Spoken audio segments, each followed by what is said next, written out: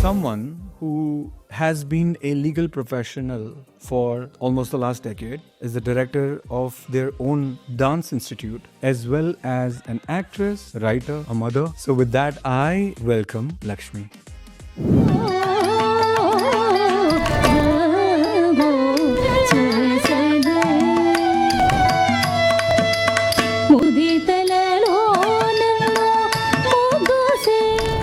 Enjoying my day job as a contracts manager. My full-time other job is I run a dance school. It's called Purnamudra School of Kuchipudi Dance. Wow, only that much? That much on an everyday basis. What is Kuchipudi dance? A lot of times when we dance and they come and say, your dance was so beautiful. I love Bharatanatyam. The constant endeavor here is to make people know the art form of Kuchipudi. To answer your question, Kuchipudi is one of the Indian classical dance forms that was born in the village of Kuchipudi. So here I am trying to be the torchbearer of Kuchipudi dance, for I'm being blessed with that art form. My dad used to dance apparently when he was young, but I'm not. He has not performed as a performer. Rarely you see where the entire family desires for one thing, which is actually tying all of them back to their origin. A lawyer in a court who will speak.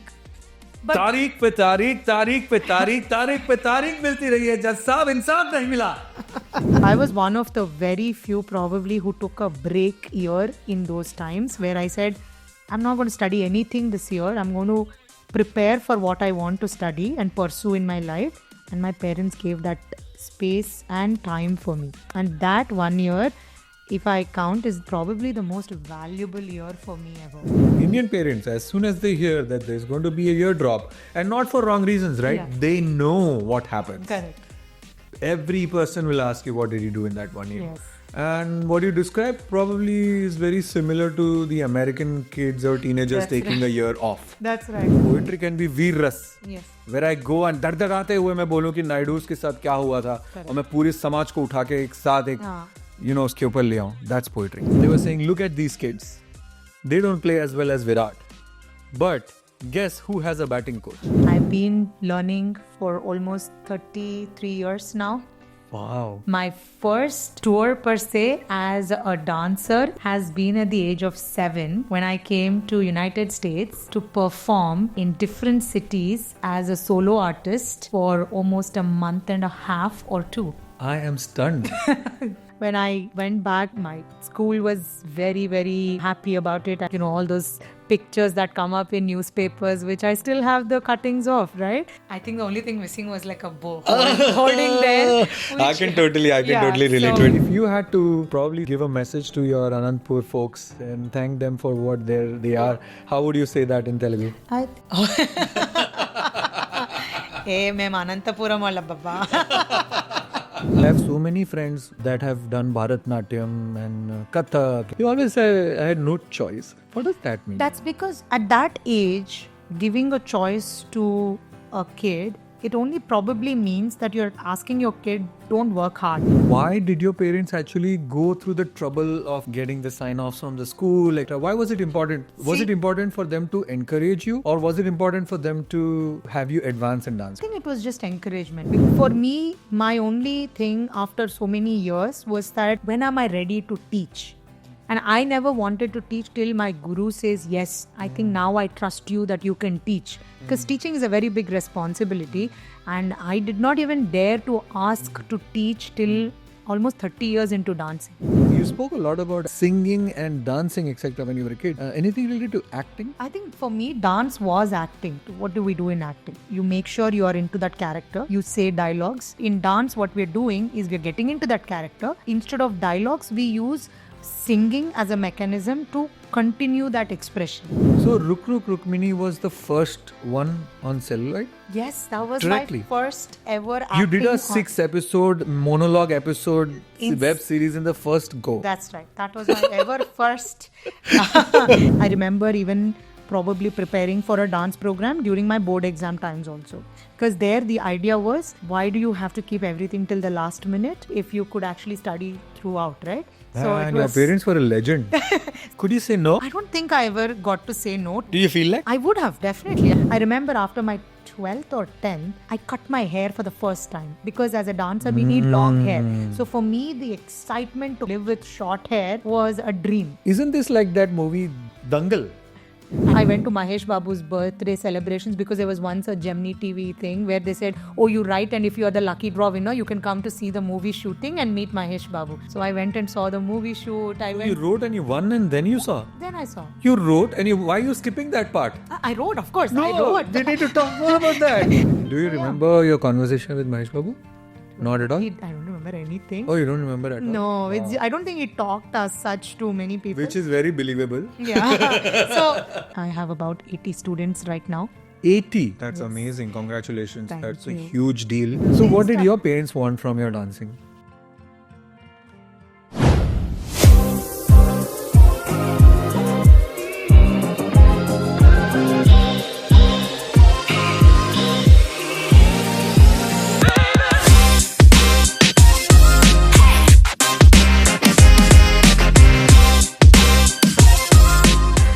Welcome everyone to yet another episode of Jack of All. Today with me is someone who has been a legal professional for almost the last decade, is the director of their own dance institute, as well as an actress, writer, a mother, and so many more things that even I don't know. And the point of Jack of All is to introduce you guys to these guests who then shared their story in their own on account. So with that, I welcome Lakshmi. Hi, Adi. Thanks for having me, first of all. I think you've given an introduction. Let's see if I can add anything through the show there. But yes, I'm more than happy to be here and share whatever my journey has been and many more steps that I want to take in the journey ahead of me. I like to share a story of how I met you or the day that I remember I met you. And I feel like I have great memory. So I do recall the first time that I meet my guests and, why they inspired me to be here today to have a conversation not only, but also to share some intimate, details about their life, their experiences with the hope that that may, inspire some other folks who are listening. Mansa got involved in one of their web series, Telugu web series, which is now also live on YouTube and Amazon Prime called Bullet Balamani and Firangi Babu, which you were part of as well. And then there was another web series which was entirely based on you as the lead, which had a very interesting and intriguing concept in my opinion, right? Because generally when I see non-A-listers or non-B-list actors, they are not choosing scripts which are entirely based on monologues, because monologues are hard to do, and unless you are a dedicated trained actor with great memory and perseverance to do that, it becomes a really hard job. So for me, that web series was just a way to get in front of the camera. But when I did that one episode with you, I realized how hard that was. We were shooting from early AM, 3 AM, 4 AM in the morning and late up in the afternoon. I was working at Amazon at that point of time, and I thought my life was very, very difficult and I don't know how I'm doing all these extracurricular activities. And then there was you who said, well, you work in Amazon Legal. You're a mother, and then you were doing all of those things. So that's the first time I very distinctly remember having met you and being inspired by an unknown personality, which I know as Lakshmi today. So welcome, and please tell me, who are you? What have you been doing, and what do you do right now? Yeah, I think that's where we first met. And I am Lakshmi.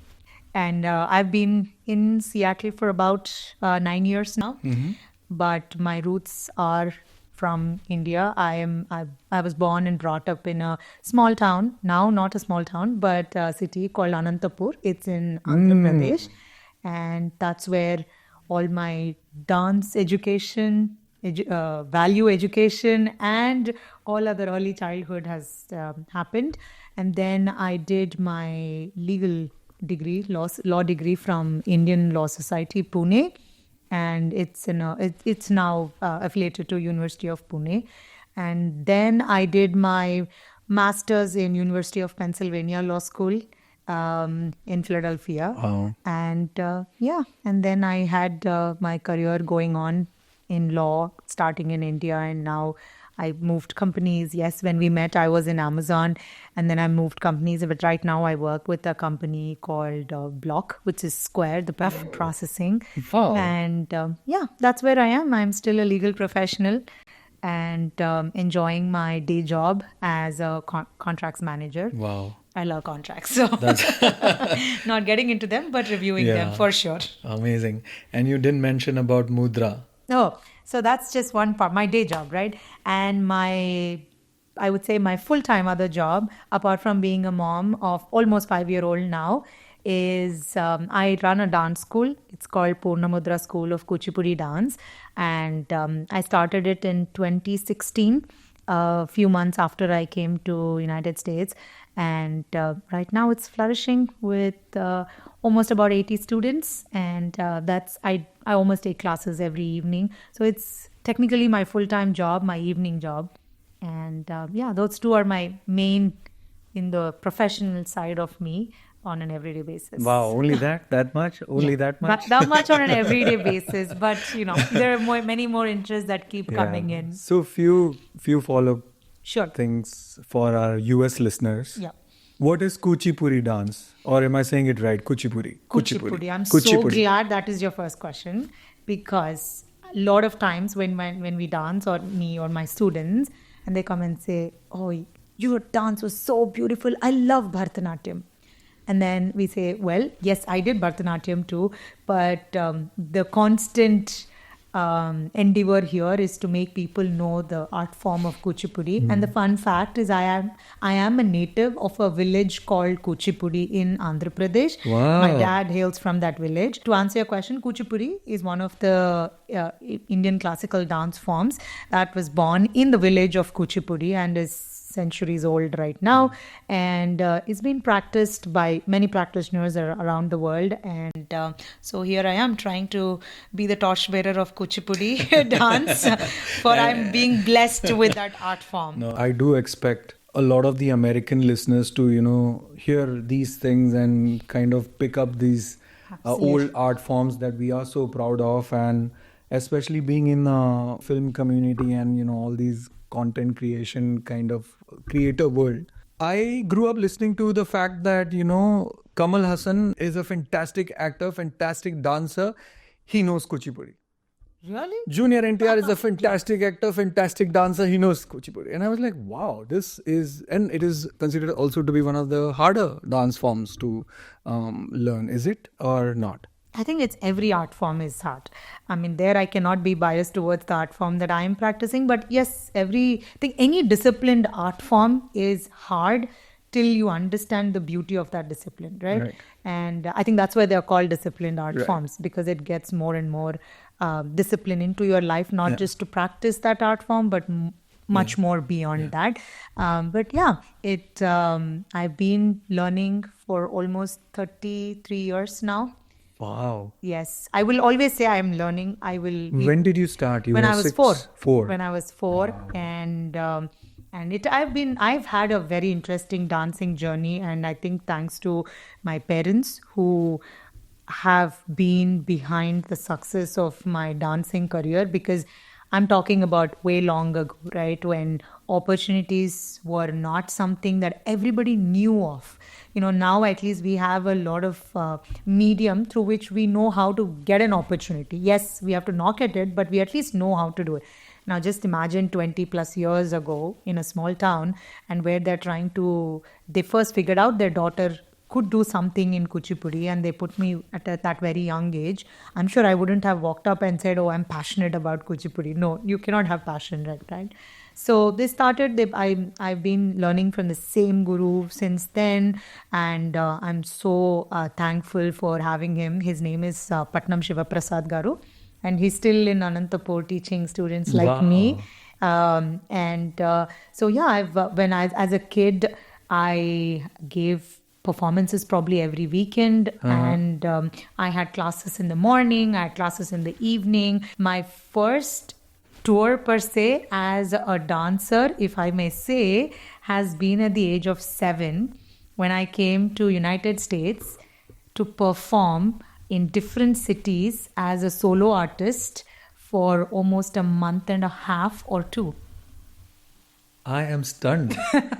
We never spoke about this, and this is not in your blogs, No, unless it's not. I've missed it. No, it's not. Because you write a lot about your life in your blogs, your kids, and maybe it's a interesting pachadi. But let's talk more about that, because that's not the direction that I was going to go. So I want to start from Anantapur first, and I want to see what the connection with Kuchipudi is, because I also know that Kuchipudi is a bit of a devotional aspect to it. It's more of a, the dance is to welcome or please the Lord or the God or the goddess, or is it something like that? Can you explain? Or like I said, art form per se actually is very interesting history, because Kuchipudi as an art form is a dance drama which started as a street art form. So essentially, in the olden days, it was a predominantly, not just predominant, at one point only male practiced dance form. And then those male dancers, dressed up even in their female characters, etc., were performing this dance on the streets of Kuchipudi, probably educating the villagers about our mythological stories, etc. In fact, there's a fun story where the villagers actually went to the court of the king and talked about their issues on tax, the tax that was levied on them. So essentially what I was trying to say is a street art form, but it underwent a lot of changes, and there's a lot of history to it where many great gurus have helped this art form flourish to the way it is right now. Yeah. And I don't want to name one or two because there's so many of that. But one such guru everybody knows right now, and we hear in almost every recital, is Guru Vempata Chinna Satyam Garu. So it's a form, then a male predominant form, but probably today it's definitely a female predominant form, and still carries its essence of a solo repertoire. And once a drama tradition, right, where everybody did it. Like Yakshagana. Yakshagana means it's one of the drama traditions where not many people do it together, but then solo form was introduced into this. And so right now it is mostly practiced as a solo form. As a solo form. A solo form. And growing up, I was always part of only the solo form, because I did not have that groups that we did unless we had like a production, small dance piece that was done together. In terms of because I know that this art form is an art form of storytelling, even if it is in terms of prayers, it is storytelling. That's right. This is what was happening, this is what I was feeling, this is what I want to happen. I've seen a few performances. So what is the difference between say a story that a solo person does versus a group does in Kuchipudi? So in Kuchipudi or even any Bharatanatyam or any of the dance forms, the solo one I think is more special, because it's the same dancer who takes the different characters in one go, right? Like for example, if I am doing a Ramayana, or let's say I'm doing a Dashavataram, right? I have to show. I think Ramayana is a great example. Let's take it. So you are playing Ravan, Ram, Sita, everybody. And you don't need to. Some dances have a proper episode. Like when I'm doing a Kalinga Nartana, right? I will enact the entire episode of it from different perspectives. And but when you're doing a group, you have each person doing one character, and you're completely into that character.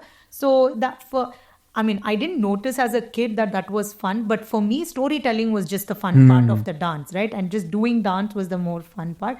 But now I feel that when you're doing the solo repertoire, you enjoy being every character in its own form. So yeah, so it's just that kind of, as the name sounds, it's the solo person, the dancer who does everything. I'm a Telugu person who grew up in Bombay, who was born and raised in Bombay actually. I've never spent any time in Telangana or Andhra Pradesh or old Andhra, as you know it, right? Anandpur, probably when you were a kid. Right. Tell me more about Anandpur. How was it? What kind of place is it? What drives it? About your childhood, what inspires you? Oh, yes. And how has it changed right now? Yeah, Anantapur for me, I think that's childhood. What is it for me? It's childhood. And my mom and dad still live in the same place. And I would say, if I have to define Anantapur, it's a place where everything is just around you, whether it is people, things, what you need, everything is just around you.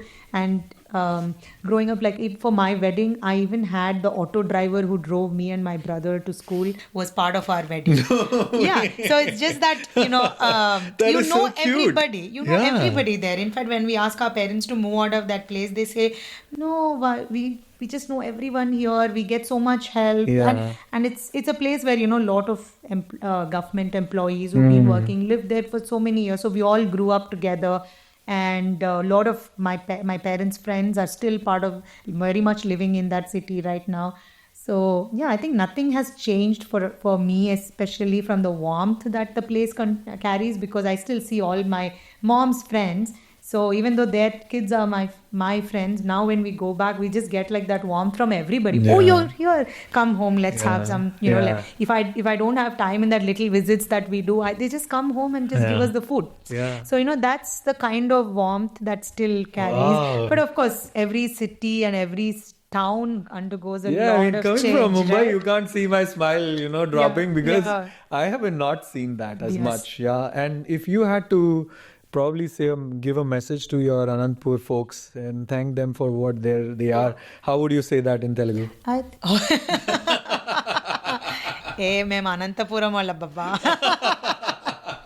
No, it's nice. We are there now in different parts of the world, and but I still know all of us go back and find that I love to go to my school, because I did my schooling and the 11th and 12th, the intermediate, I did there. So it's just for my law school that I stepped out of Anantapur, and of course since then I've not lived per se there.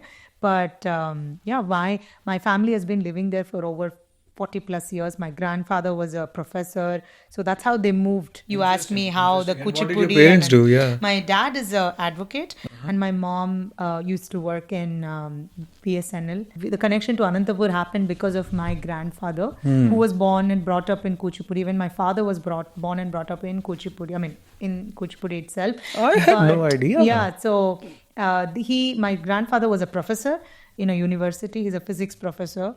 And so long ago, who did his doctorate in Australia. And so he used to teach physics in a university in Anantapur, Sri Krishnadevaraya University. And that's how the family started to live there. And my dad, and I was brought up in a joint family. So all of us lived there, and the story of Anantapur continues. Wow. Beautiful. And beautifully put as well.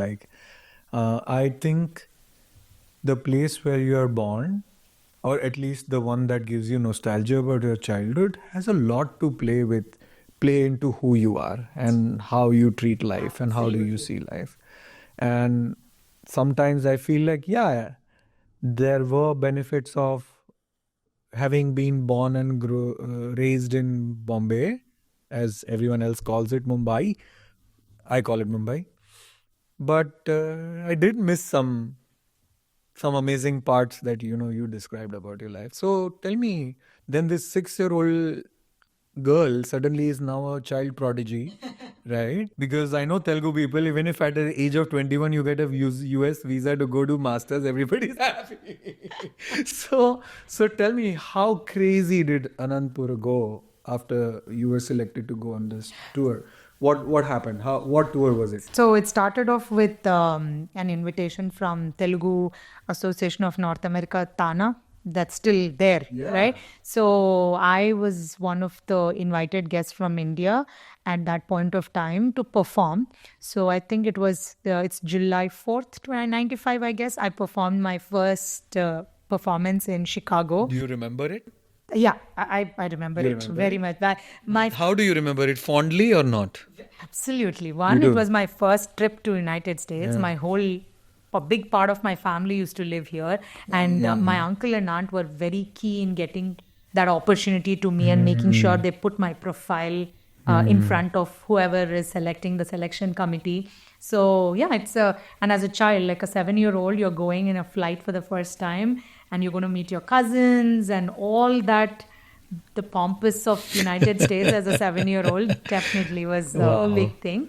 And our family is a lot into, sharing and saving memories in pictures and home videos. So I can just like blink my eye and my entire childhood or even my trip to US at that point will be in front of me. I see. So I see. yeah, I came then, and In school? yeah, so that's where you're coming. So I had this opportunity in July, right? And which is where all this happens. Even till today, it happens in July. Yeah. So what my mom and dad tell me is that when they got this opportunity, they have first asked my principal in school, like, hey, we have to take her for 2 months. Will it be okay? But then they said, no, you can't, probably. But then they were like, we understand it's a great opportunity for her, but how? But I think because it's a school for, and state funded school, right? I think they went to the district collector to see if we can do something about it. And then So it was a big deal. it was because you had to skip school. Yeah. Please And go in that's detail. What else absolutely- did they have to do? I don't remember every detail, but I do know that they had to go all the way to the authorities and officials to make sure that this is okay to go. And so yeah, I know we got permission and we came here. My mom talked to my teachers. I remember I still have pictures where I studied every day. There was a timetable that my teachers gave me. I had my homeworks to do.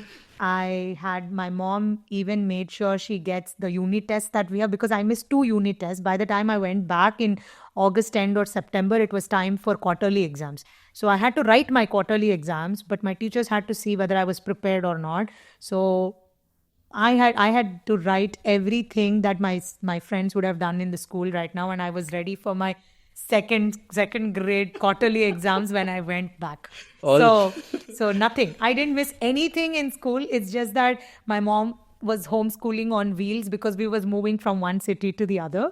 But yeah, now when you look back and when I went back, all my school was very, very happy about it. I'm sure and I know, all those pictures that come up in newspapers, which I still have the cuttings of, right? And the paper cuttings, and everybody welcomed you. It was a big, now at those times, you can just imagine like somebody coming from United States, all of that. I think the only thing missing was like a bow holding there. I can totally relate so to it. it was- And just like you inspired me, whenever I remember, I like to give a shout out to people who have inspired me. This story reminds me of my school friend who I haven't met for 25, 30 years. I don't know how you are. Ninad Mayekar was the first guy in school whose picture had come in the newspapers. Okay, and we were in 8th or 7th grade, and he was doing some sailing competition and he won for some billionaires, right? They were racing and he was on that team. And when that thing first came on the board, the entire school was there, and we were looking at him. Oh my God, Ninad is going to be such a superstar, and we were already proud of him. We didn't know what sailing is, etc. So shout out to Ninad. And now tell me, how did your friends react? I think everybody were very happy. I don't know how can you explain a kids? I think they were more curious, right? That's the only way you can explain. And obviously, I was very excited to take something back to my friends and make sure I share it with them. And Nobody asked you for an iPhone back? well, there was no iPhone. We are talking just about 20 plus years ago. So, but I think, yeah, it was a very interesting time. I don't remember the reactions because I think as a child, I was internalizing what is really happening here. So I have some serious questions as well, right? Even as a child, even I was put on the stage multiple times here and there, and I used to enjoy it a lot, right? because I'm internally motivated. I love dancing, just like you probably enjoyed it. But a lot of situations I used to feel like, yeah, why am I here? Like, I'm just still a kid, right? I don't know why am I doing this. Was that an issue ever? Definitely. In I that think- United States trip is what I'm No, saying. no, Because not in that. you know, the country has changed, and you have to still do this again and again, different cities. I think I don't remember much about that particular trip as such, But but otherwise, definitely as a in- child, I had that because I was doing many programs, and I think I was important, and especially my parents and my grandfather who was they three played a major role in my my childhood, and so they were very sure that just because you do dance so frequently and you have programs, you have to practice, etc., that doesn't leave you any or give you any freedom to not worry about your school stuff, right? And also especially I think when I came to US, there were a lot of times I was asked to perform for like birthdays or something, because basically at that time now when I look back, the reason why they wanted me to perform in front of the audience is because you're here to portray a certain thing. And if I don't use any big gathering as an opportunity to showcase what I'm here for, then that's a missed opportunity. Probably as a child, for me, it was like, it's a birthday party. Why should I be wearing my dance costume? Why am I not dressed like other kids, etc.? But I think other than that, I don't think I ever had a choice of just saying no because I am tired or I'm not interested or it's boring. No. Why is this a common story between not just Kuchipudi dancers? I have so many friends that have done Bharatnatyam and Kathak and different kind of dance forms. They always say I had no choice. What does that mean? That's because I think now when I think of it, and now that I have students and I feel at that age, giving a choice to a kid, it only probably means that you're asking your kid, don't work hard. Because any dance, right? Firstly, dance is also a very big, rigorous physical activity.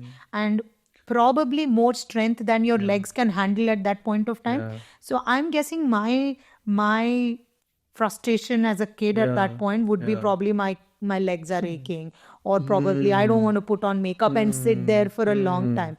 But did you ever meet any kid who says, I didn't like the claps that I got after my performance, or I didn't like the prizes that I was carrying home, or I didn't like the fame that I was getting because everybody knew it, especially when I lived in such a small town, everybody knew. I used to say, oh, you're world famous in Anantapur at that point. So it's like that, right? When you live in a small town, everybody knows, and it's a nice thing. So I don't think we complain of the latter that comes. So the fact that you were not given a choice is because they were making sure you don't say no to this part, the preface, so that you can actually see the forward of the actual book. Actually, this is going in the right direction. I was going to go to that part where I wanted to understand, why did your parents actually go through the trouble of, getting the sign-offs from the school, etc., etc. Why was it important? Was it important for them to encourage you, or was it important for them to have you advance in dance? What did you think? I think it was just encouragement, because we are talking about just me 2 years or 3 years into dance, right? And especially those times, I mean, now even every parent, whether you are successful as a person and you now parent, it doesn't matter. We all want our child to get more than what we had. What we had. And for them, my parents and my guru, they definitely want to make sure that we give her all the opportunities. And if that opportunity is meant, you have to take 2 steps, go ahead, meet the officials, talk about it. Yes. And like I said, even my uncle and aunt who were in US were trying so hard to get that opportunity for me, right? Absolutely. So it's a teamwork. To graduate the lowest level of mastery in Kuchipudi, how much time does it take for a dancer? That's actually a question I can never answer, because there's never a low level mastery, or there is no grade as such. Okay. So that's why I said I introduced myself that I've been learning for the last 33 years, because there's never a mastery. And in the dance terms, they call it rasanubhuti. Rasa means the expression, like what you believe, the experience. Anubhuti is the experience, right? So the experience that the audience gain by watching a performance or by reading a book is called So it rasanubhuti. is merit driven then. It's not merit driven. I mean, the anubhuti is merit, right? Yeah, so anubhuti depends on how the dancer is doing. So if you see a little girl really driving that to you, who doesn't want to respect it? I don't think, and it's not like the other ones are not respected, right? I think for me, my only thing after so many years was that, wait, I've been dancing. The only time I did not question like my merit or something is that when am I ready to teach? And I never wanted to teach till my guru says, yes, I think now I trust you that you can teach. Because teaching is a very big responsibility. And I did not even dare to ask to teach till almost 30 years into dancing. So, or 27 years into dancing. And I only started teaching after like taking permission from my guru. Because he's like, I don't want to, because if I'm going to say I'm your student and I'm teaching someone, you've given me so much and I don't want to tarnish his name, right? So it's just that for me is a graduation. Yeah, so that permission is a graduation. That's sense. it. Makes sense. There was never a time in my dancing career I asked like which level I am on. So what did your parents want from your dancing? I think my mom used to tell me that as a child, she's always interested in dance, but she never got to really learn because of her financial ability. And then she got married into a family who hails from Kuchipudi.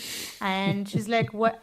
What are the odds? Universe had to get this all together. Yeah. And in my dad's side, my dad used to dance apparently when he was young. But he has not performed as a performer. And my grandfather was not into dance because he moved completely into education.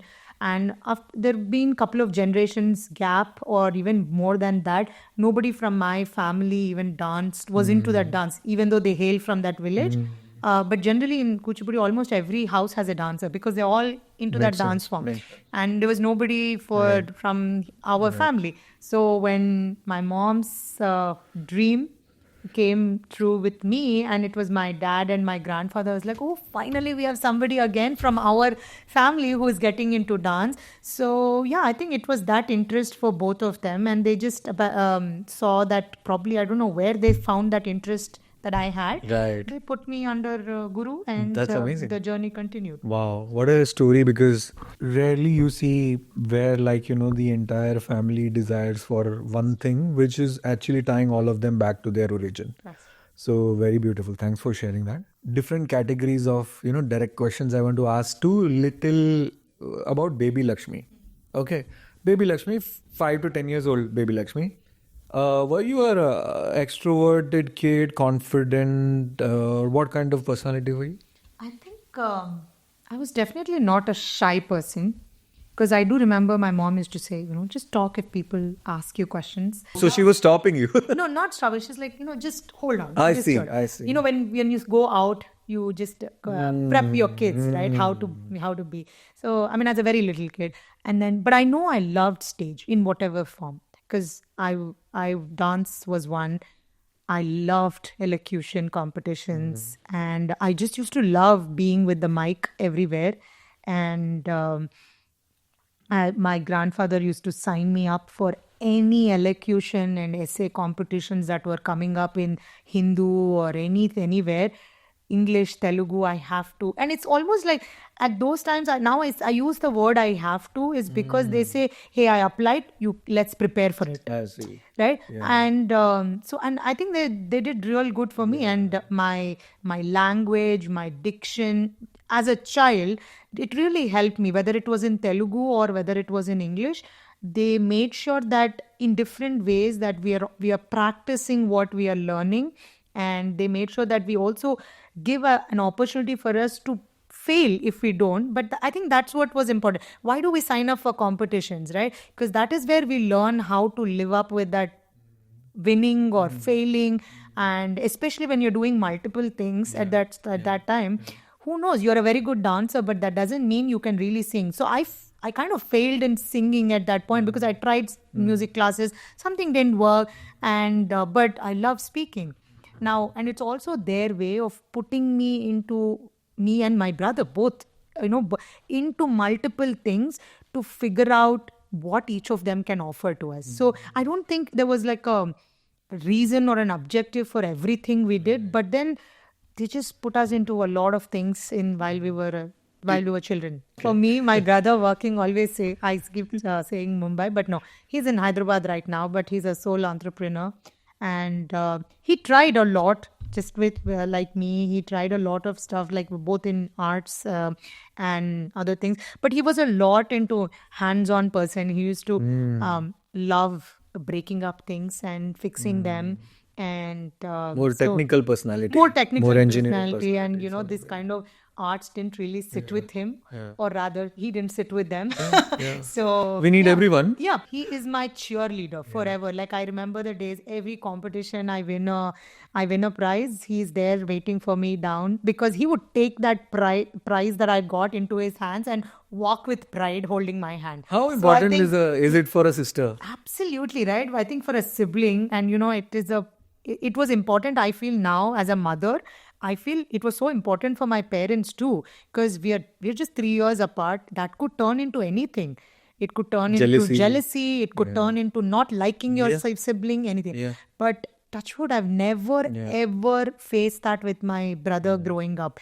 And he would always be there. In fact, he wouldn't be happy if my mom did not take him to the competition. Even though he was...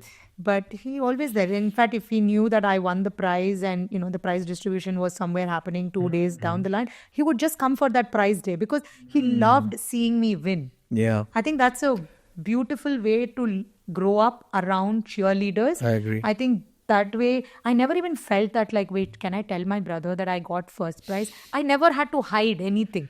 That is so sweet. That freedom of thought and the freedom to enjoy your success is a very big thing, especially living with a sibling who probably is not interested in the same thing that you are. I will probably say something very controversial when I say this, that I have seen the probability of someone becoming successful in their creative desire, any desire actually, depends a lot on how their siblings support them if they have one.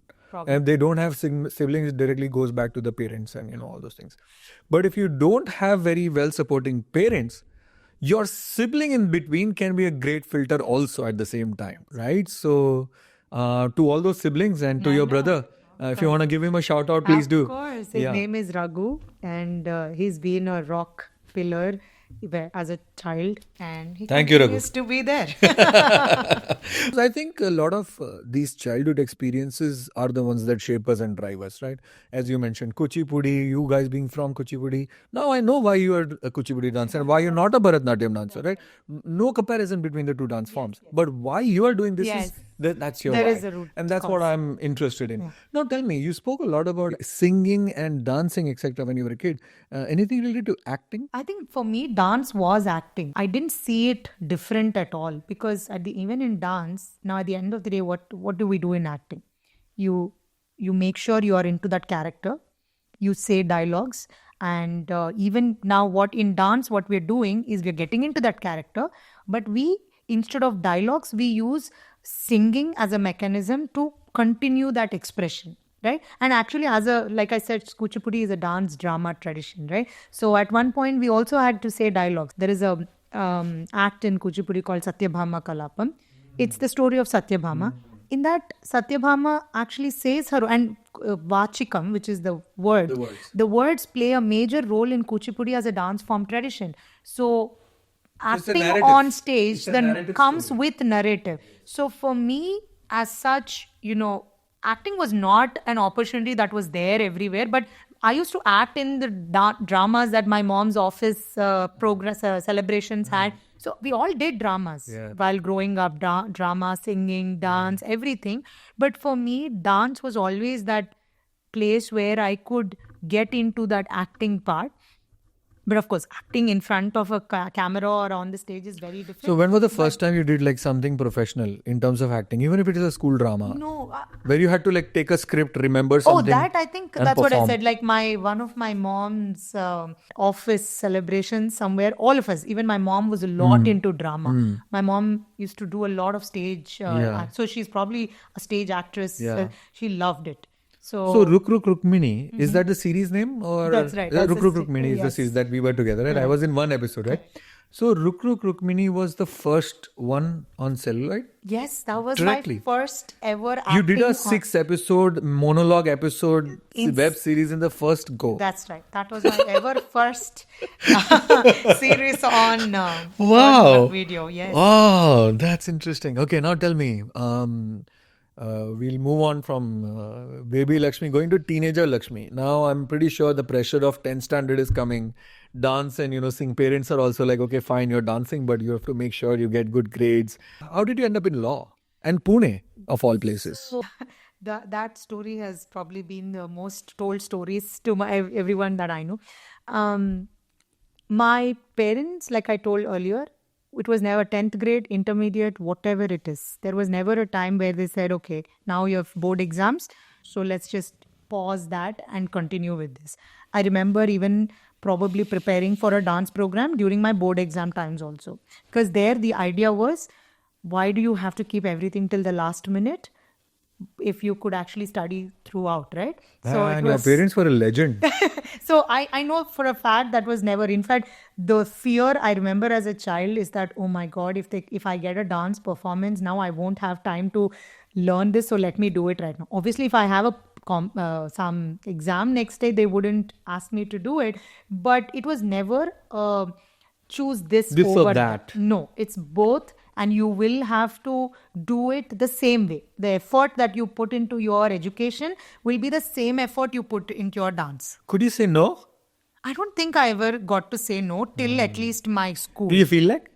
I would have, definitely. I would have felt like saying no. And there, interestingly, I also had when I was in my 12th or something, I said no a lot of times. And my mom probably, she was my That's the transition my I manager. want. That's the transition my question is about. She was my manager. For all, when I say manager, she was the one who used to call, get calls for programs and, going touring. She was there with me every time I went. Because my dad is an advocate, he cannot really travel so much. So my mom is the one who used to travel everywhere with me. She always told me that, when I was in my 12th or just right in college, I don't remember, I stopped performing a lot. And at that point, I probably just enjoyed the time that I got, no class, no dance classes, no dance performances. I think I was enjoying. I remember after my 12th or 10th, I cut my hair for the first time because as a dancer, we need long hair. So for me, the excitement to cut my hair and live with short hair was a dream. Isn't this like that movie Dangal? I don't know. In Dangal, there's a movie about the Fogart sisters, where this sister is short hair actually. She gets to grow hair. Yeah, because for me, my favorite dance was Mahishasuramardini. And for Mahishasuramardini, you need, when you're doing that goddess, you need the hair. And I don't think we had those big wigs where you could just put it. And my guru was very clear. You all should, any dancer or student who wants to learn that first needs to have that long hair. So it was an excitement for us to grow hair to such an extent that when we actually do it, it looks powerful. So we never cut hair. So that's kind of given that dancers don't cut hair. Now you can because you have different ways to do it. And I kept on asking, I want to cut my hair. I don't want to do dance or whatever this. She said, okay, go cut your hair. I cut it. And I was so happy. And then after a while, I never got performances. I never was asked. My mom never said oh, I got a performance for you. You have to perform here. I enjoyed it. But after a while, I think even at that age, I felt the void. Why am I not going on stage? Something is missing. And then I asked my mom, why? And then she said, you've been getting so many performances. You didn't understand what it's actually giving you. Maybe it's time for me to pause and take you back so that you understand the importance of it. I think that's it. Which is good, no? I like that style. Very simple lesson taught. No hangama. Okay, you just get it. I don't want to give you more gyan about it because I don't think they understood. I wouldn't even listen to it as much. Probably that experience was a better teacher. That's absolutely. Right? So you craved. You were like, oh shit, what did I do? Something like that. Absolutely, I craved for that. I mean, that's why I say, right? Who doesn't like when somebody claps for you for your performance? It is not because that's not a validation. Clapping is never a validation. Right. Clapping is more yes, I did it and I did it for somebody, right? And I did it that somebody really liked. Right. So yeah, I think that little experience Yeah. for me totally changed the game of, yes, I might not be able to do every weekend, but I will never stop dancing in my life till the Makes sense. time I can. The other question that you asked, like how I ended up in law, is that after my 12th, no, during my 11th and 12th, when we choose our math or biology, right? Especially in India, you choose it. I was PCM, PCB. some, yes, and I think I was very sure, like I don't want to become a doctor. I was not interested in, for no, I think I should just say I was not interested in biology, and I said no. Okay, fine. Then I said, okay, I want to do commerce or something. It's not because I was interested. I think I had this itch to always do something different. It was always that itch. It was never like, oh, I want to become this. I don't want to say that because I cannot claim that. I not like I ever always had this thing. But was dance not an option at that point of time? No, dance has become part of life. So it was now we are at, by teenage, it's now part of my Part life. of life, but it's not going to become profession. You don't. I want- never thought about it. Remember, I Acha. told you, like, it just goes like a flow. It's my everyday activity, and if I don't have time, then Beautiful. it's different. And when I'm asking you the question, because you're still doing that, you're still pursuing dance, and I don't think now I see it that way. Now I don't see you as pursuing dance. I see like you're living life. That's it. Yes. Right? I've always Okay. I've always been like that. So clear. Now you have to do something to earn money. Yeah. That's what it is yeah, about? So it was, so dance was never Okay. thought of as a, oh, this could be my profession. Okay. So you're then- doing all and of education, like I said, education was equally Important for going you. with Yeah, going yeah. along. So when there was a time where I had to take a call of what I want to do next, that itch of, oh, I don't want to do engineering because many people are doing it. I don't want to do medicine because again many people are doing it. So now what? What will you do? Then I thought I will do journalism because everybody used to tell Lakshmi, you speak so well, you should, and I love to talk to new people. So, those were the times where a teenager will probably think, oh, then I must be good at it. And obviously, a lot of people said, oh, you will become a good lawyer. But for them, what they're talking about is a lawyer in a court who will speak. But तारीख पे तारीख, तारीख पे तारीख, तारीख पे तारीख मिलती रही है, जज साहब इंसाफ नहीं मिला. so then what happened is, I never got interested in law from my father. Like seeing his profession, I never like thought I will, take law or something. How much did you know about his profession? I used to go, he used to take us to the courts for, the Independence Day celebrations or so. And he has an office at home. So I see him work from So was day it to boring night. to see him work? No, it's a hard work. I think there was never, I never looked at anything as boring or interesting. As a child, I'm saying. No, as a child As a also. Is child. it like, oh my God, it's a lot of work. Interesting. Because even with a small thing, you don't want to work so much hard. You want everything to be coming to us so easily, right? I think it's just that mentality at that age, right? So I'm like, oh, this is a lot of work because he used to go in the morning, go to the court, and then come back, sit in office, and he has to again prepare for his next day's work. It's a continuous work, and plus, I wouldn't say that I've even thought of all this to say, no, I don't want to pursue law. No, it never occurred to me.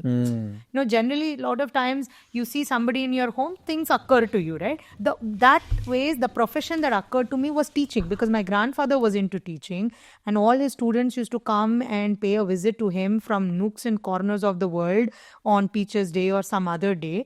And that respect that a teacher gets was something that I really enjoyed. Like I still have a newspaper cutting as a 7-year-old. They asked me, what do you want to become? I said, I want to become a school teacher.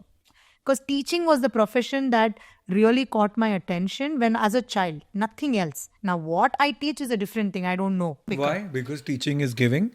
I don't know. I just enjoyed that. Do you know teaching. now? I think that's it. Teaching is that basically because teaching allows you to not keep anything just for you and you want to give it to more, right? Do you that's also it. believe that imparting knowledge is one of the biggest help you can do to anyone? I think that's the purpose. If that is the purpose, if you can identify it as your purpose. So it's just that for me. And that is the only thing that my childhood really, as a profession, right? Because that's a very standard question we ask our kids every time, like, what do you want to become? So I just have that. But when all these eliminations were happening as to, journalism, but then my parents, at the end of the day, they are also conservative in few things. Just because they gave me all this, go do whatever you want. Then comes and they said, no, please don't do journalism and, do something else. But And they always had a reason, like whether it... There are risks that you don't understand as a kid. I No, understand. I don't think I was ever just brushed away like, no, don't do this, because if my parents did not have answers, they made sure they got the answers or reasonings from somebody who can give me that reasoning. Like, Does when I that said- help build and make a strong and independent woman? I believe now when I look back, I think it's just that. Instead of just saying, no, don't do that, whether it's a valid, reasonable, or not a great reason, I at least had a reason for it, right? So I remember when I said journalism, one of my grandfather's students, who happens to be a registrar of a university, came and visited him. And my mom and dad just used that opportunity to go speak to him and say, you know what, she's trying to pick which branch she needs to take for her intermediate, and we've been trying to her to not go into random branches, and just try and get basic science degree and then figure out science education and figure out what she needs to do. She's saying, I want to do commerce or economics because she wants to go into journalism. So uncle came to me, he spoke to me so well. He said, Lakshmi, that's a great thing if you want to do journalism or anything else. But trust me, get your basic science degree, because with that you can go into any direction. Nobody is going to stop you. But if you take a commerce degree, tomorrow you decide to do engineering, you cannot come out. So that talking me into it helped a lot. And then he said, journalism can be a secondary profession. You can be an engineer and be a journalist as well. Also, yeah. Right? So that concept of second professions actually started because people were giving me reasons of how journalism, one of the things I was interested at that point, need not be your primary education. That's a very key point in your life then. Absolutely. It was a new learning, right? Oh, there are two things I can do. And there are options. And then if I pick the best option, I get to do everything else. So then I said, okay, fine, now no journalism. Let me figure out what other things. So then I did research. Then I came to know, you don't do law and become this kind of a lawyer. There is something called corporate law. And you can go and work in companies. I didn't know. Now everybody knows it. But for that girl at that day, it was like a shocker and surprising shocker that really I can become a lawyer and not actually go to courts and do something else, or maybe, all of that. And then I said, okay, fine, I'm doing law. But how will you do it? By the time I did this research and came to know all the application windows were closed, and I had no other place to go. But I had only few places I could go. Yeah. Then I applied. Then I didn't get because there's an entrance test for every college, because there were only 8 universities at that time. I think I only got to apply for 2 because rest everything was closed. I applied. I didn't get. Then my mom said, what do you want to do? I said, okay, you know what? I think I tried. I will probably go and do something. Then I went and studied in Mount Carmel College in Bangalore, BSc again. Just because I said, no, I'm not. I got a decent opportunities in engineering, but I said, I don't want to do it. And I decided I'm not going to take tomorrow's exam, and I'm going to pack my bags and just get into the bus tomorrow morning, and then immediately call my mother. And, nighttime calling is free at those times. So we could still talk for a longer time and have discussions. So my mom was absolutely shocked, but she's like, there's no point of discussing right now. Come home, we'll figure it out. But my dad was not happy. He's like, what are you deciding? But he doesn't want to say no. I know for a fact he will never say no. So yeah, like that I did my degree, so-called degree, for 3 months, and didn't do anything respect to degree. But that's where I took my course in photography. I learned a little bit of German. I did every other course that the college has to offer except for the course that I enrolled. And within 2.5, 3 months, I went back. But I'm still friends with all, the teachers there, because I love the people. It's just, I love the fact that I got exposure, and all of that. So yeah, slowly I was one of the very few probably who took a break year in those times, where I said, I'm not going to study anything this year. I'm going to prepare for what I want to study and pursue in my life. And my parents gave that space and time for me. And that 1 year, if I count, is probably the most valuable year for me ever. Indian parents, as soon as they hear that there's going to be a year drop, and not for wrong reasons, right? Yeah. They know what happens. Correct. Every person will ask you, what did you do in that 1 year? Yes.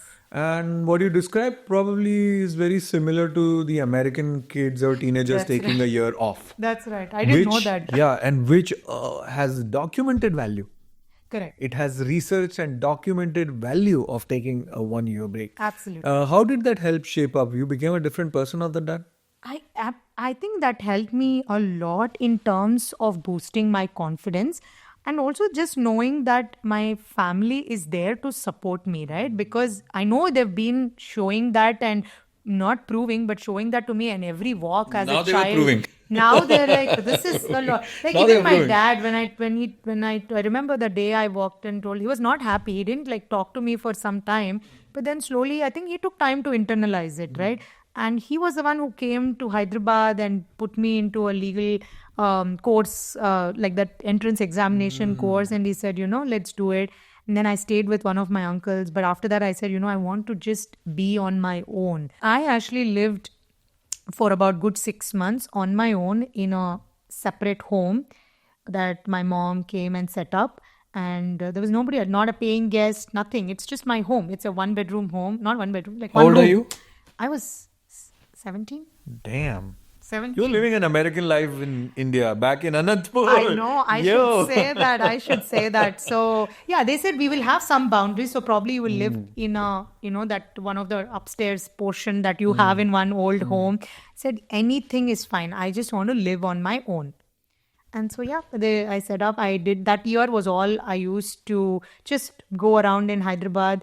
And my interest in movies, I used to just go around all the film cities in Hyderabad. Tell me more. Who did you see? Who did you meet? It's not about who inspired did you? I see, meet, inspire. No, it's just that bug of I love movies has been there. But it's that crazy desire. Now probably people speak and like people like you and Mansa can even actually work towards it. But for a small town girl who is pursuing so many other things and especially trying to settle in an education, this is a secret desire. I see. Like So I love nobody knows movies. this. Nobody knows. That you're prancing around different Not for film opportunities. sets. It's No. that- Just going Oh, around yes. is also still not. Absolutely. I used to take a bus. I used to just go from the first point to the end point, Film Nagar, go drop myself there, go around film cities. If anybody has, I would just go. I used to write letters to some people and just go into their, like I went to Mahesh Babu's birthday celebrations because there was once a Gemini TV thing where they said, oh, you write and if you are the lucky draw winner, you can come to see the movie shooting and meet Mahesh Babu. I said, I'm going to write it now and I'm going.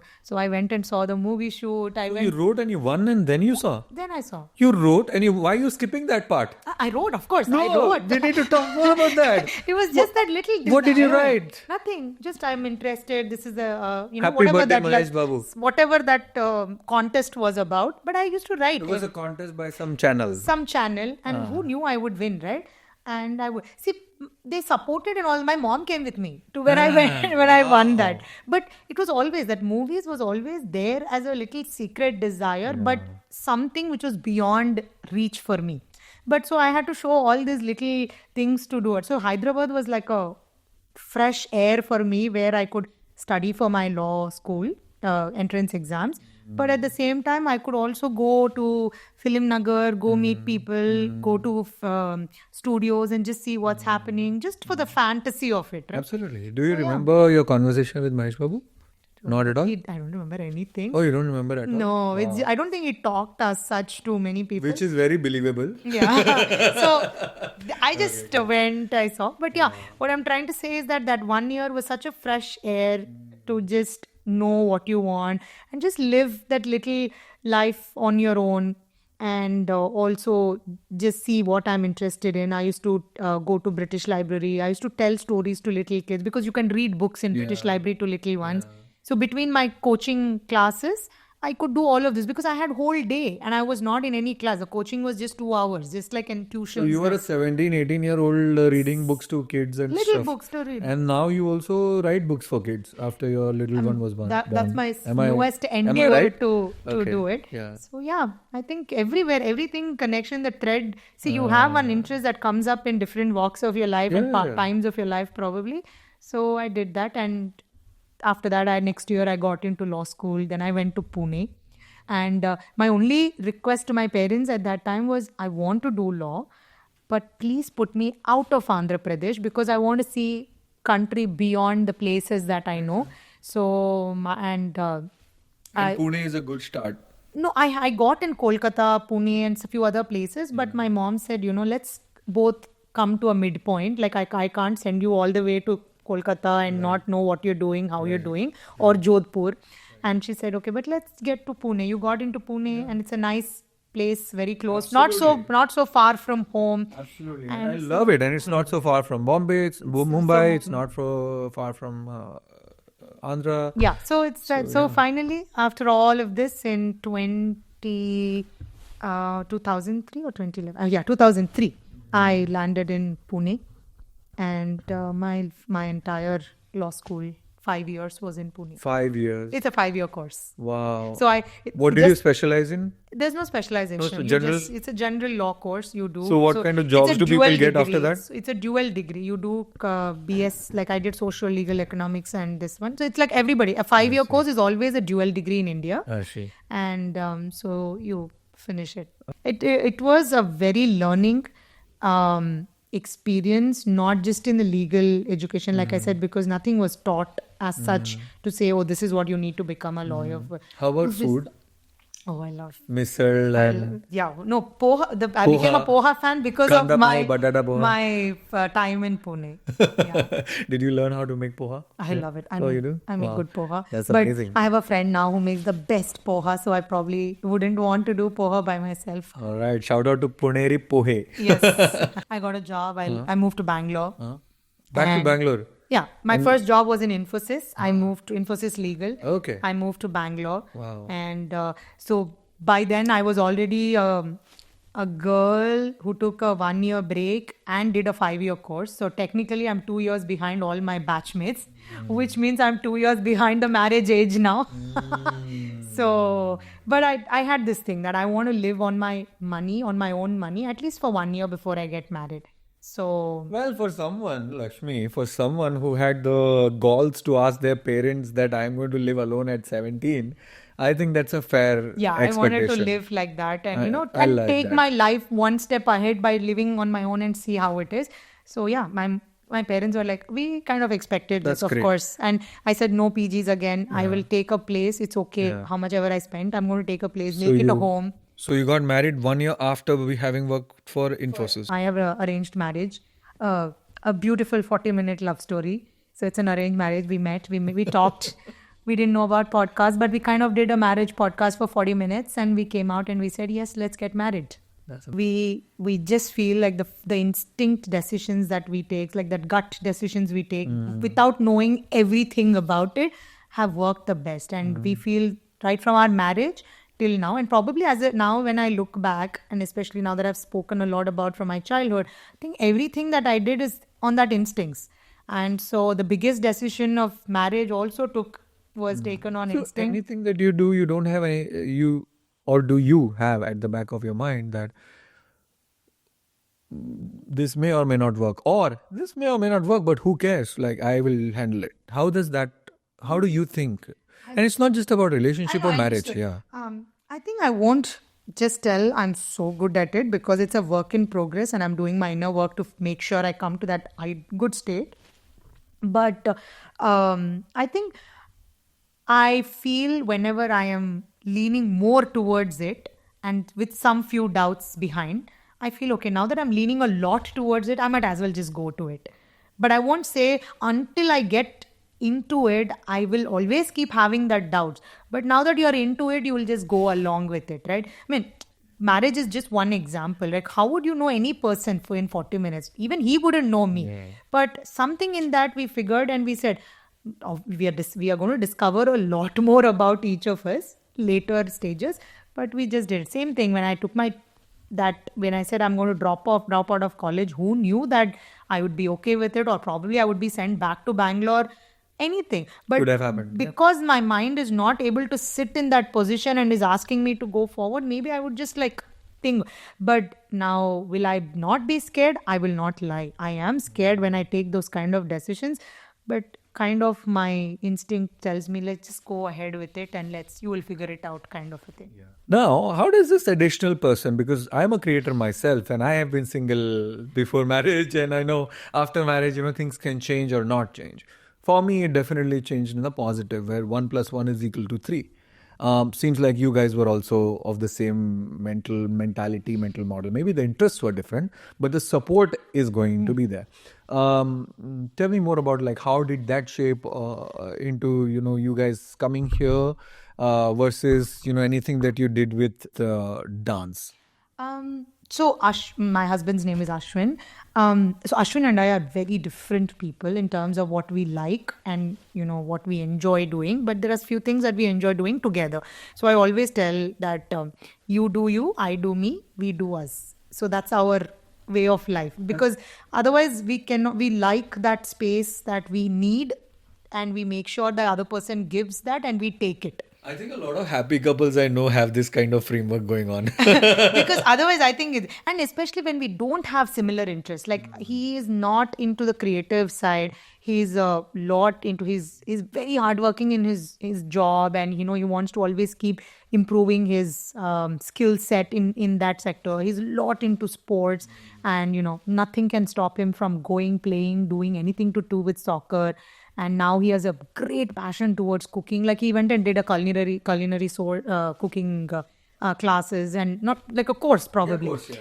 So we are that kind of a people with complete interest. And so for him, dance was not in his anywhere in his whole life. And this kind of a person who is into everything, especially with respect to arts, and what is the emotion behind this also is not something he's familiar with.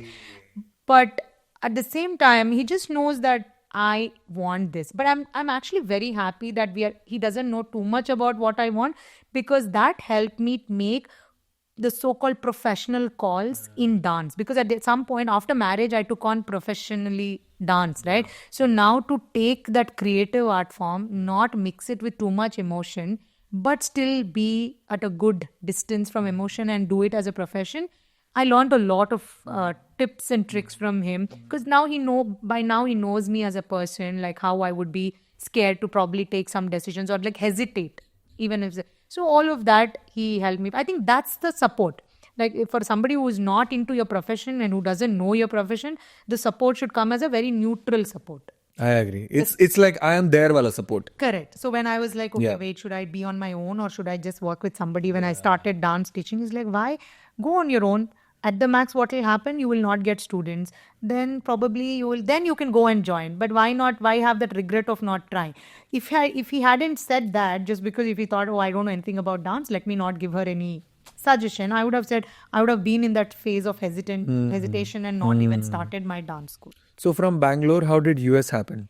From Bangalore, after my wedding, it was him and my boss, my Infosys boss, who suddenly in a magical conversation thinks that I am somebody who can actually pursue masters in a very good college in United States in law. And then they said, you should just go pursue law, masters.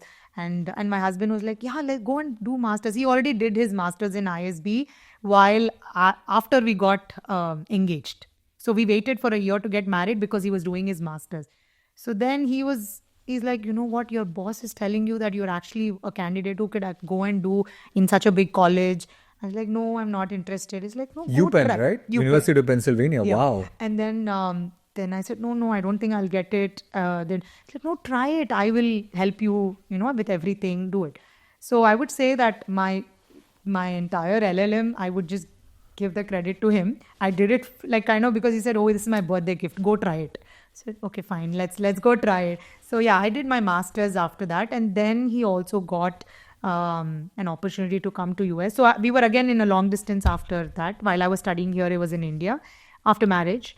And after that, he got into Amazon Seattle and we both moved to Seattle. I see. So that's what my next question, like that's what got you to Seattle. Yes. My husband helped me so much prepare for it. He was already in Amazon for 5 years by then, I guess. So no, he made sure like I prepared for it. I had a lot of rejections. Yeah. And so I want to talk about the legal professional in you, right? Because, and this is anchoring at Amazon. Not just Amazon, there are so many other companies that you and I have worked for. Amazon is known that, product managers and software engineers also work 18 to 20 hours. Oh, yes. But legal professionals in any company are 24/7 expected to be working. How was your experience working as a legal professional in a company like Amazon? Yeah, no, it's a very good and valid question for me, especially because, I came in to US when they were talking about, Amazon crying behind the desk and all those times, right? But I was, again, a lucky person who never had to choose between being a dance teacher and working for Amazon ever in my 4.5 years that I was in Amazon. And I used to leave work, go to my class, teach, and then go home. And in fact, I developed the confidence to tell my new managers that I teach a class in the evening, so I will leave early today. Because that's a big change for me, especially coming from the professional side in India, where you used to work till 8 o'clock in the night and then go home, right? So I perfectly balanced. But again, those were the times I didn't have many students. I used to only work, I think, teach twice a week or once a week, or so. Maybe twice a week. So it was a fixed schedule. I had a similar experience, okay? Just like you. When people say, oh my God, you were at Amazon, I pity you. I'm like, what? I spent 4 beautiful years there. That's true. But the reason they were beautiful was not just because of the company. They were beautiful because there were people around me who cared for me, who cared for my passion. They actually opened their eyes and they were like, okay, this guy has something else as well that he can do that is special. One point of time, I had my manager and some of my team members also show up to one of the comedy shows we were doing in Laughs Comedy Club in Seattle, which was a huge victory for me because at Amazon, people don't tell their managers what they do outside of work. Because once you say that, the expectation is you stop doing that and then you continue with more work, which was never the case with me, never the case with you.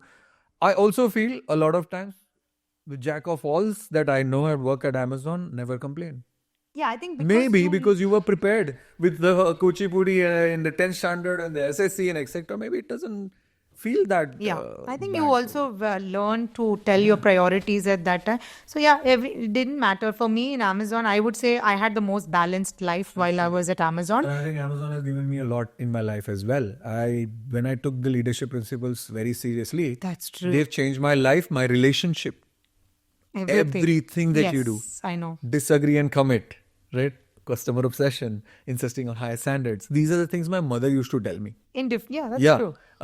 In Hindi we say, क्या?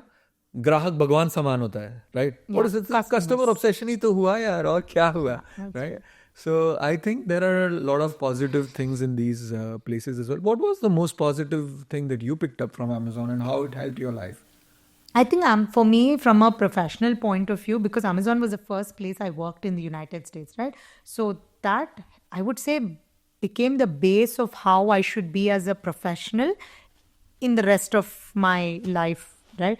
And I learned on making sure I convey my priorities and having my boundaries, all of that because professional working space has been very different for me because I was only there for about 3 years in India and then here. So that's where I learned how to be a good professional. When I say good, not just for your employer, but for your own self as well. And a lot of other things in terms of, like, I think the leadership principles, right? You carry it in different walks of life, and that helped me. And even now, even my rest of the companies I worked, I use my skills, I use my expertise that I gained in Amazon when in working. Exactly. I think that's also right. When people ask me, like, how are you able to manage so many things? I can actually name some leadership principles, how I manage them, right? Bias for action is number 1 on that. I think something, I get it done. And it's over. It's so easy. People just don't realize it. And the thing is, when you're new in the company and someone tries to, teach those ways to you, it becomes really difficult and you have some friction around it. But once you start realizing, like you said, right? At Amazon for the first 3 months, my parents forced me to do no option Kuchipudi. But then I was one of the best Kuchipudi dancers for the remaining 4 years. So yeah, that's amazing. And did Mudra happen during that time? Your time at Amazon? No, Purna Mudra happened. Purna Mudra is the name of my school. Please tell more. You are the director and Purna the founder is the first name, part of the name from my grandfather. Mudra is the hand movement. So both together I chose the name Purna Mudra. Yes, it happened. I would say it happened few months prior to Amazon because I started working as soon as I got my work permit. I started teaching and I got my work permit almost 7-8 months later. So I walked into an interview knowing I'm already teaching. So it's like kind of, I already told them, I write it in my resume that I'm a dance teacher. Absolutely. So I love that. it's kind of, so Poonam So you Mitra- have better have the expectations Yes, right. Like same I for like me. that because When I want them to ask me what Exactly, you're doing so yeah. that I can set my expectations, yeah. right? And so, yeah, I have that. And it started because since I wanted to teach, and I started teaching in a temple in Bellevue. And What temple is that? Jai Hanuman Temple. And yeah, I started in January 2016. And I started with 2 students who happened to see me in one of the dance performances I gave when I was new to Seattle. And when they saw my poster in the temple, they said, "Oh, I saw her in that dance program." And 2 kids joined. Wow. And so 2016, and now we are in 24. So many years later, I have about 80 students right now. 80. 80 students. 80 students. That's amazing. Congratulations. Thank That's a you. huge deal for someone who is a mother of a 5-year-old child who does so many things, writes as well. I want to explore those areas of your life as well. Tell me, why did you stop acting after Ruk Ruk Rukmini?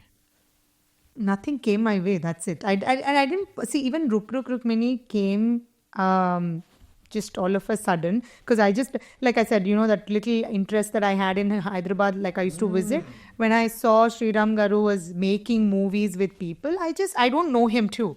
I just wrote to him in Facebook. I said, "Hello, I'm so and so. I'm a dancer and I really like acting, but I see you're working with a lot of local interested, passionate people. So when you have anything, please let me know." How would I even know that he would actually think of me to be a part of that web series where I'm when I'm the only one, right? When he told me, I was like, only me? Yeah, the whole episode is just around Just you. me. Yeah, and And, people, you should go and watch it. It's just super. Is it still on Amazon Prime? But it is at least still on on YouTube. YouTube. It is on it is there. YouTube. Ruk Rukmini. Rukmini. You can check my IMDb, her IMDb. We are both on that. yes. So, So- yeah, it just happened, all of that. I think even the last episode we shot was when I was pregnant. The one of the episodes. While we were doing the episode, No, you I were was not. pregnant, right? I was not So pregnant. how long did the shoot go on for? I think it went for about more than 6-7 months. So, So the 1 month each episode. The episode that I shot with you was the first episode. First episode, yeah. But the last episode that got released was, I was almost 7 months pregnant or so. wow. And it worked because I was doing Yeah. a character which required Yeah. like a big tummy, Yeah. and so it just kind of worked. Quickly, because I will not be able to do justice to it. But these are monologues that have already been. It's almost like a rendition of famous Tollywood monologues. Oh no, right? no! It's not actually. It's he has. Yeah, can you do justice to it? Yeah. So it's Sriram Garu has just written a monologue parody on some of the topics that were kind of burning topics at that Like time. the farmers' protest. Farmers protests, and on journalists, on different aspects of the society. And he just did I think except for the episode that I was with you, rest That was episode Madara just Bujji, I don't know what it correct. was. It's one of the dialogues from a movie, but they were not taken. None of them were taken from a movie background. It was all just a topic that was very current in that time, and so that monologue was there. I think he had written definitely more than that episodes, but that didn't happen. But yeah, it's just that after that, no opportunity So did you came. think? Did you crave for an opportunity? Or you like, whatever it happens? No, it I happens? did crave. I always crave for those kind of opportunities. But you should, like, I can probably very confidently go and ask for a dance opportunity. I don't know if I have that confidence too much, like a lot more. Let's get there. Let's make it happen. Because I really want to talk to you about Absolutely. that. One thing that I wanted to keep towards the end of the podcast is the writer part of you. Because I don't know you much. But I do have a sense when I meet people that are similar to me as to what their biggest strength could be. And I think your biggest strength could be your writing, despite your passion for other things like dancing and you being so good at acting or whatnot. I want your honest opinion. Very honest. No glossed over sugar opinions, okay? How do you see responsible female writers changing, let's say, Telugu movies or movies in India in general? And what are your thoughts around it?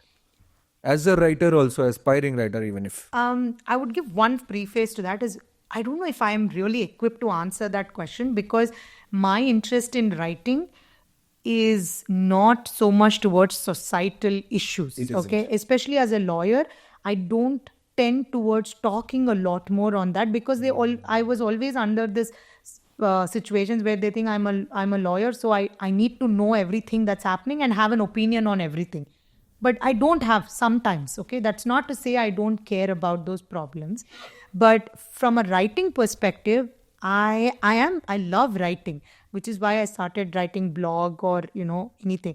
But my interest in writing is always, that is coming from experiences, my personal experiences, or something that I want to teach my child.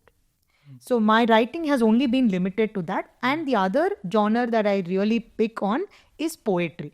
Poetry is where sometimes the inner voice comes out from me.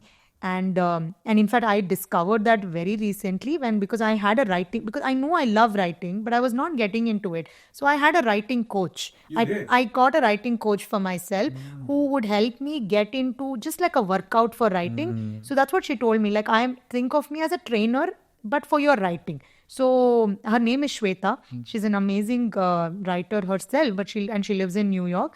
And I worked with her because I wrote a submission for one of her online magazines at one point, and then mine got published, and then she took that story because she liked it, and they put it published in an anthology later. And so I really like her lucid way of writing. And so I got a writing coach. In that process, I figured how much I like poetry, especially lucid poetry. And I've been, and that's where I felt a lot of things that I said, right, I don't opine on outside, have been coming out in my poems. Whether it be female related issues or whether it be a girl issues, right, like growing up. But otherwise, the writing that I've always done is in my blogs, which is purely personal experience. I've read them. And now I'm starting to venture into children's books, because that is where I feel what I want to teach. All my experience with storytelling as a dancer and everything, I'm trying to put it into books that I feel I don't find for my daughter when I want to tell something. So it's just that areas that I am providing. Now with movies, etc., I'm a movie lover. So I would just look at a movie and not try to go deep into it, because when I see a movie, I only see the craft that has been involved, the hard work that has been involved. So I don't like to go and talk about it and say, this is a bad movie. But probably what we may be doing right now is signaling this in the wrong direction. I'm not going into movies that are social cause or tell the situation of औरत को आज ये हो रहा है. ऐसा नहीं बोल रहा मैं. I'm talking about just like poetry, right? Poetry can be वीर रस. Yes. Where I go and दगदगाते हुए मैं बोलूं कि नायडूज के साथ क्या हुआ था और मैं पूरे समाज को उठा के एक साथ उसके ऊपर ले आऊं. That's poetry. Poetry is also मेरी माँ, मेरा बाप, मेरा भाई, मेरा फूल जैसा बच्चा, मेरा कुत्ता. Poetry has same channel, different messages. Yes. Same with movies. What kind of writing should happen in the movies that are equivalent to what you're talking about, poetries or kids' books?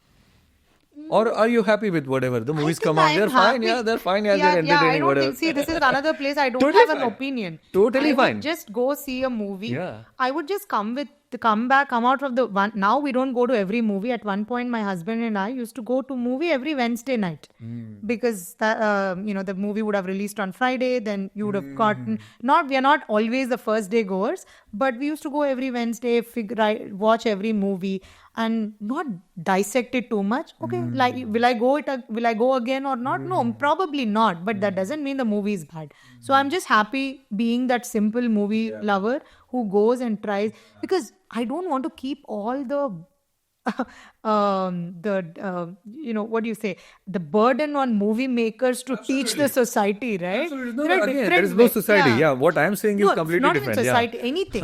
Like they don't have to teach me anything. They're there for entertainment. I go, I watch, I come. There's a movie in which there's a famous Govinda dialogue where he says, 350 रुपए में लोगों को जीना मत सिखा, उनको entertain करके वापस भेज दे. That's it. That's why I said I don't think I'm equipped. The point I was trying to make is because you have spent time in Pune, 5 years in Pune.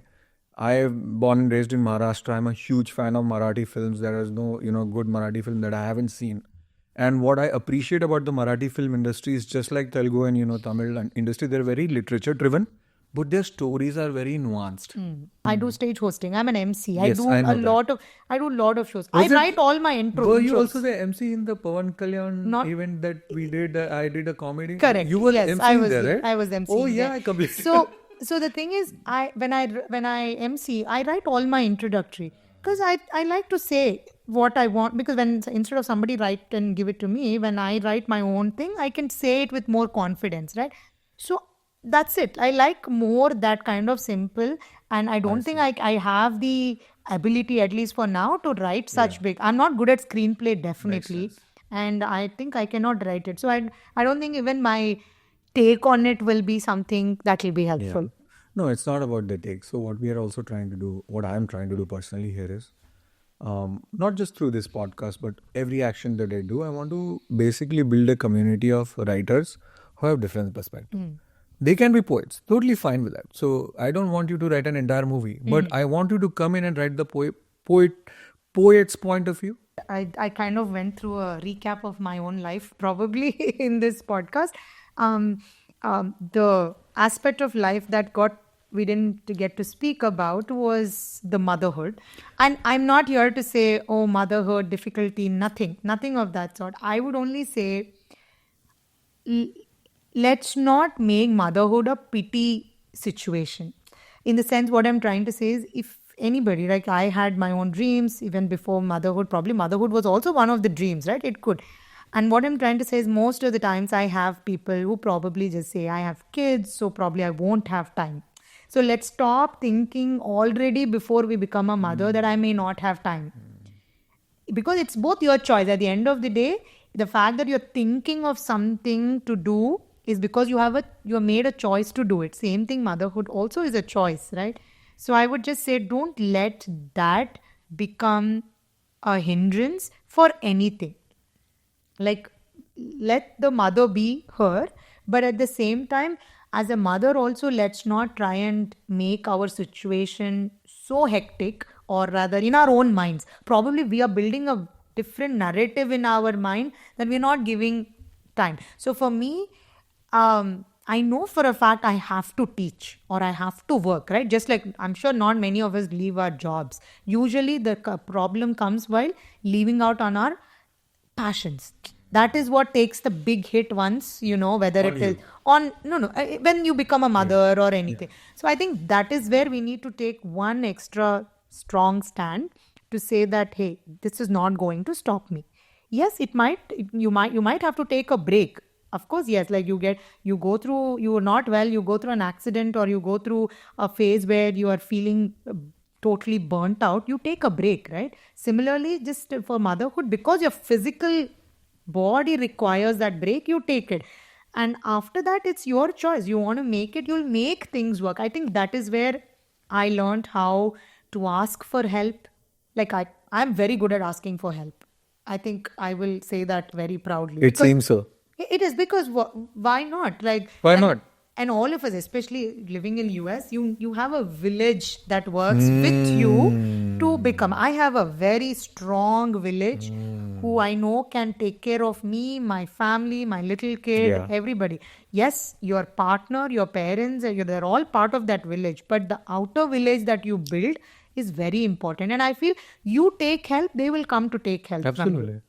So, right from the time so when somebody asks, like, how is it right now? Nothing has changed for me after becoming a mother. I have been able to adjust my schedule. My partner has been able to adjust his schedule. So we work together, whatever way it works for us as a family. But I'm continuing to do my dance. It's not, and most of us don't tell it because then we think others will think I'm bragging about it. But it's not actually bragging. If I don't tell, or I know you can see already, but it's just the perspective, the narrative. And this did not come to me all of a sudden. I was not born with such a great mindset as such. Absolutely. So when I became a mother and COVID started coming into our lives, I found this life coaching opportunity, and I just enrolled myself because when they asked, why did you enroll for a life coaching? I said, everybody scared me that after a mother, I'm going to lose a lot of what I've been doing. And I know if I don't do that, I'm not happy. So I want to make sure how to keep myself with me while I also give part of me to my little one. Give all of that time. Just think about how you want to pursue each of them, because you will find a way. Especially if you are interested. Probably if I'm not, there were a lot of things I started, but I did not continue it, not because I didn't have time. And I can't just say, oh, I had my daughter, I have to take care of her. No, it's probably only because I didn't make time for it. I didn't make time for it because I didn't find a good reason why I should make time for it. I agree with you. So it's just that part. Because usually, why I'm stressing so much is because a lot of times we tend to give ourselves away when priorities come to a hit, right? We don't give our job away because we know, even though job is what takes sometimes for most of them, if job takes the maximum out of them, we don't give it a option because we know we need it. I agree with you. One of the reasons why I have this podcast is not just to share amazing stories of superhumans who doing multiple things and are whatever. Their success definition can be nothing to everything. I don't care.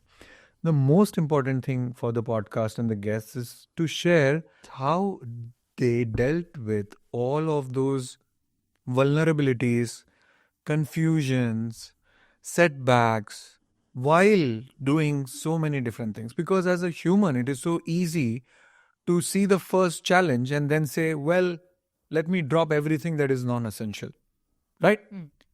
What are the things from your own experience you can share that will help someone who is younger than us and desires and has the same kind of energy and passion for multiple things? What have helped, and how does one go through life, at least to the point where we are? Yeah, I will answer that question from two perspectives, from what worked for me and what didn't work for me, right? What worked for me is understanding first, do I want to do this? Okay. And basically figuring out the why part of it. Once I know why I want to do this, things fall in their place. Now, the why is not to say I want to earn this, I want to become famous. Not that. The why could be, I don't have a why, but I don't see a why not. That's it. Sometimes for me, that is my gut feel. That is the instinct. So that really helped. Because like I said, movies, right? Acting, let's not make it movies. Acting was always there in my secret desire list. See, I'm calling it still secret because I've not pursued it so confidently. Even though I did those... You have a web series out there with 6 episodes. I always still say that's my secret desire because I have not pursued it with confidence. I only went it and knocked at it saying, if I can, probably that will be awesome. Right? And I got it. A little bit. And I got it. Now, because do I have a reason to do movie? No. It's just a why not? Why will I not be happy seeing myself on a screen? That's enough for me to do it.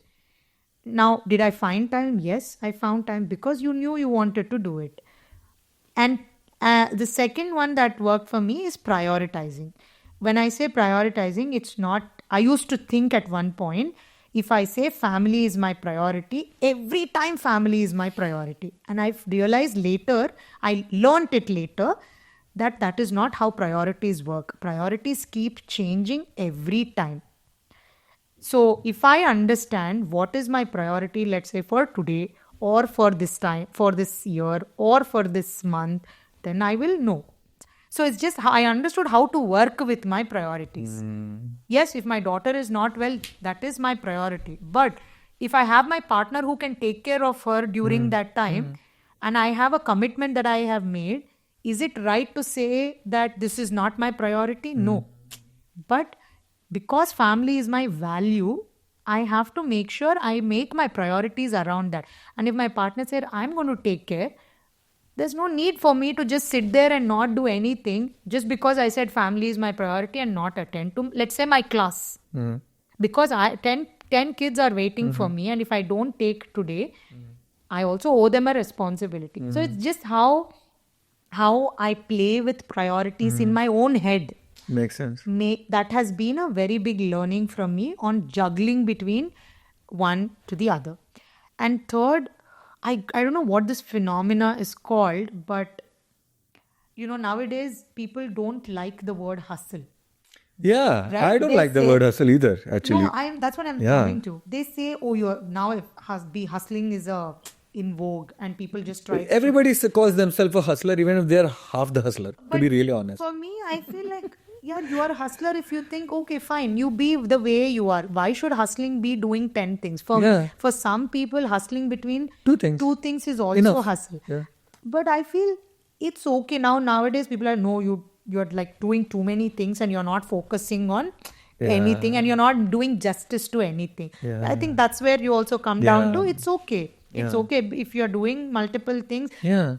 and you're good at one thing to make it very strong and try to keep working with other things. Yes. That is fine. So I don't know if that is a definition, but I hustle in the sense that I try to do multiple things to keep me happy. Absolutely. So that's that. But what didn't work for me is always wondering whether I should do it or not do it. If I do it, how long should I do it, or rather, is it good?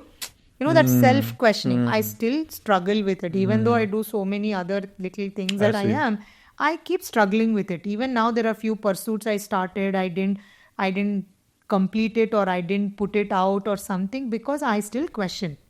And that is always a work in progress. Even though I have my own lessons that I probably can hear from my own brain, not always your own lessons can apply in the next pursuit. Especially when you are going a little out of your comfort zone, it will always be there. So if you feel there is that question, work with somebody who can get you out of it and go for it. Again, it goes back to me taking help. Absolutely. And if you're doing more than one thing, always know you are not doing it on your own, but I'm not able to do it on my own. Yeah. So it's okay, get a writing coach. Yeah, she'll give me a everyday work to do. One day you get tired, you don't want to do, but at least you have somebody to probe you, right? Absolutely. You can't be on your own every time. Absolutely. I saw this video where they were showing a couple of kids playing cricket, and then on another screen they were showing Virat Kohli playing cricket. And they were saying, look at these kids. They don't play as well as Virat. But guess who has a batting coach? Yeah. Virat. So So definitely, No, that's a great message that you are life sharing coach today. actually told me, getting a coach is not because you are weak. You are strong to discover yourself. Yes, absolutely. Because they will, in fact, they say life coaching or especially when you work with few coaches, it's not for fainted heart, because they tell you so many unknown truths about yourself. You're like, wait, am I this person? Like a therapist. Yeah, I think that's what they do, right? So for me, I think that kind of help really came at the right time. And now I'm not with anybody, but at least it came at the right time, and I at least know how to look at something. That's amazing. Thank you so much, Lakshmi. Of course. It has been an absolute pleasure to have a conversation with you for the last few hours. Thank you. And I think you are truly an inspirational person. I thought that even before we started the episode, but I think more now after the episode, because you opened up about so many things that you have not only pursued, challenged, and overcome. Some of the key learnings that you shared today from a personality who's a jack of all like you are, it is really important to know the why you're doing something, and sometimes even not having a why is a good enough why. Why not is a good why to, and that means do it for experience, do it for exposure, because unless you do it for experience, how do you know you like it or not? The second thing that you mentioned was also, it is important to have a village around you. As a generation, I think we are changing into more individualistic people, getting away from calls to text to not text, and not receiving phone calls and all those things. But I think it is super important as we go forward. I realize, at least Indians in the US, because we are immigrants at the end of the day. Let's not forget that. And lastly, bindas. You do you, and thank you so much for representing Anantapur very well as well. Absolutely. And I wish you all the best. Thank you. Not only for all of your pursuits, your writing pursuits, your poetry pursuits, anything that you've planned for your daughter, and most importantly for Purna Mudra School, because I know how much of a part of your life and heart it is, and to all of your 80 plus countless students of Purna Mudra, wish you all the best. And we are always here to advise you on things when life gets tough. Yeah. Thank you so much from your teacher, Lakshmi. Thank you. Thank you so much for having me. It was great. And like I said, it was a recap of my own life. Sometimes it's nice to feel good about yourself. Absolutely. And the more we write through either Messier 87 or Jack of All, we will approach you for more acting opportunities. Absolutely. All right. Thank you so much, Lakshmi.